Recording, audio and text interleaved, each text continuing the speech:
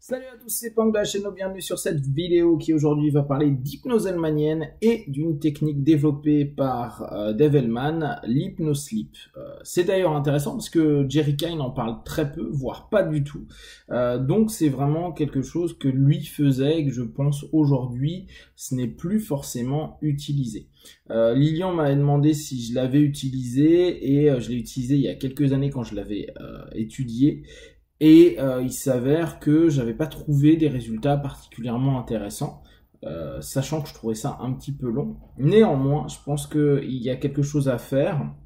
Et je vous invite, si cette vidéo vous intéresse, et si je trouve une personne pour vous faire une démonstration, de tester cette technique et qu'on en parle ensemble. Pourquoi? Parce que je pense que comme l'ensemble des systèmes, s'ils ne sont pas utilisés, ils ne peuvent pas se déployer. Et il est cohérent que quand 10 000 personnes font la même technique, la technique se dévoile, c'est-à-dire que on commence à avoir des retours différents, des perceptions différentes, même une façon de faire qui commence à se modifier. Alors que quand il y a 10 pelés qui le font, bah automatiquement ça reste très figé, très crispé dans la façon de fonctionner, parce que il y a juste ce que l'on fait sans aucune influence externe, ce qui est parfois un peu dommageable pour les systèmes techniques.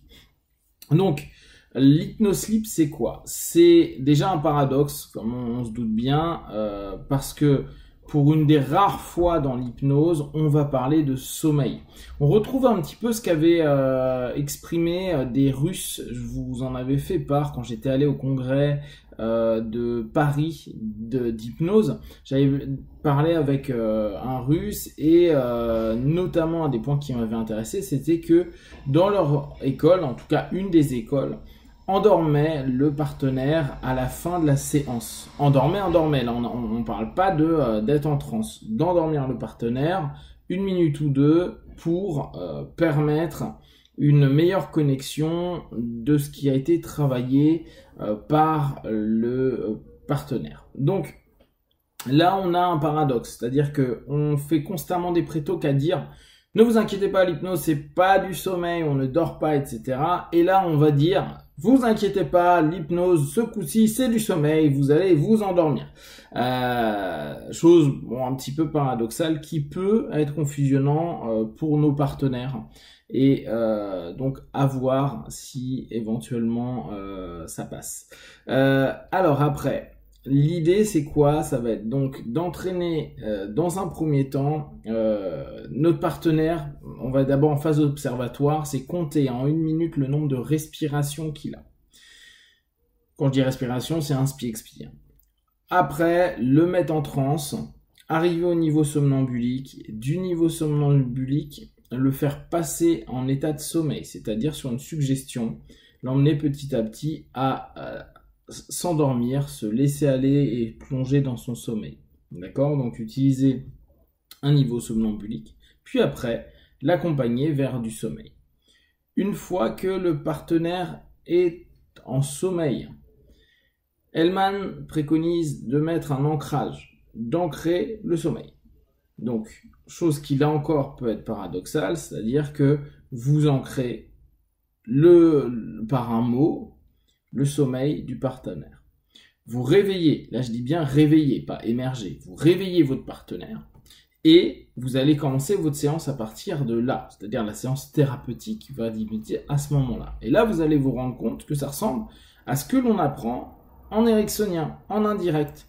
On va utiliser les signaux. On va faire retourner notre partenaire dans l'état de sommeil.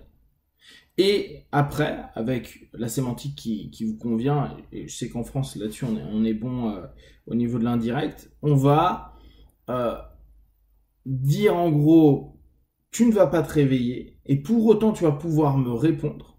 Donc on est bien dans une problématique que notre partenaire a, on l'a mis en état de sommeil. Sommeil réel, pas sommeil hypnotique. Et on va lui demander de nous répondre avec des signaux. Donc les signalings qu'on a l'habitude d'utiliser. Bien sûr, les réponses risquent d'être un chouïa, voire très longues, donc il faut répéter votre question en oui-non. Hein. Après, c'est peut-être aussi pour ça que moi je suis pas un grand fan, parce que je trouve que ça limite. Néanmoins, c'est une manière, comme en hypnose indirecte, d'aller parler avec le subconscient, voire l'inconscient, à ce moment-là. Donc, on endort, on réactive, on l'endort par l'ancrage. On va amener à ce moment-là un dialogue en posant des signaux. On pose des signaux et tout en laissant notre partenaire dormir, on demande des réponses à ces signaux, oui, non, ou autre chose en fonction de ce qui vous intéresse. Et vous faites votre séance à ce niveau-là. Une fois que c'est terminé, vous réveillez votre partenaire, parce que là encore, on n'est pas en émerge, et vous laissez revenir. Ce qui est intéressant, c'est que au niveau sommeil, vous pouvez faire des oui-non et tout simplement travailler vos suggestions. Là encore, pas besoin de faire d'énormes suggestions, c'est-à-dire que je vous invite vraiment à faire des suggestions que vous répétez, des phrases courtes, ou si vous avez une image, un symbole ou une métaphore courte, la répétez pour que à ce niveau de sommeil, ça puisse s'imprégner davantage. L'intérêt étant, selon Hellman, d'aller, et d'ailleurs c'est là où je vous dis ça se rapproche beaucoup d'Erikson, d'aller travailler avec cette partie subconsciente inconsciente sans qu'il n'y ait de relais conscient. Souvenez-vous, dans la façon dont moi je perçois l'hypnose, je suis constamment en train de dire c'est un dialogue entre le conscient et le subconscient. D'accord. Là, en l'occurrence, on est en monologue, ce que moi je nomme une transe déséquilibrée. D'accord. C'est une transe qui n'est plus en équilibre, l'équilibre étant quand le conscient peut répondre au subconscient et que le subconscient peut répondre au conscient. Là, en l'occurrence, on tente d'éteindre le conscient. Alors, c'est pour ça que on a beaucoup de comparaisons et de notions possibles dans certains paradigmes que peuvent proposer l'hypnose indirecte, c'est-à-dire le conscient, ce coup-ci, on le met off le plus possible pour parler avec la partie inconsciente. Et on va bosser à ce niveau-là. La vraie spécificité par rapport à ce qu'on nous enseigne en indirect, c'est à ce moment-là, vraiment, cette notion de sommeil. Notion de sommeil qui, là encore, rentre dans d'autres paradoxes, parce que si vous avez un peu étudié différents ouvrages en hypnose, vous allez voir que on dit que en phase de sommeil, on n'est plus en phase réceptive. Et c'est en là où il y a une espèce de paradoxe dans la méthode. C'est-à-dire que, certes, on est en sommeil léger, on n'est pas en sommeil profond, on n'est pas en niveau delta. Donc en fait, on est dans un sommeil qui ressemble plus à du θ en termes de fréquence.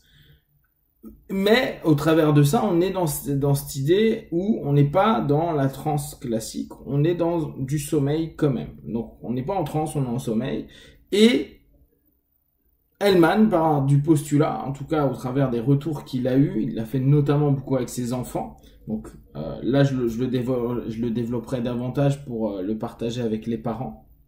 Je pense que pour les enfants, c'est quelque chose de très intéressant quand vous êtes parents. Le retour est très positif. Il a permis beaucoup de choses intéressantes au travers de cette méthode-là. Donc, ce qui ouvre l'idée que quand on est dans une phase de sommeil léger, les suggestions sont encore possibles. Quand on est dans des phases profondes, il a été prouvé, alors là, peut-être que je vous raconte une connerie, ça se trouve, ça n'a jamais été prouvé. En tout cas, il est dit que on n'est pas réceptif. Sinon, on dirait pas que l'état hypnotique est différent du sommeil. D'accord ?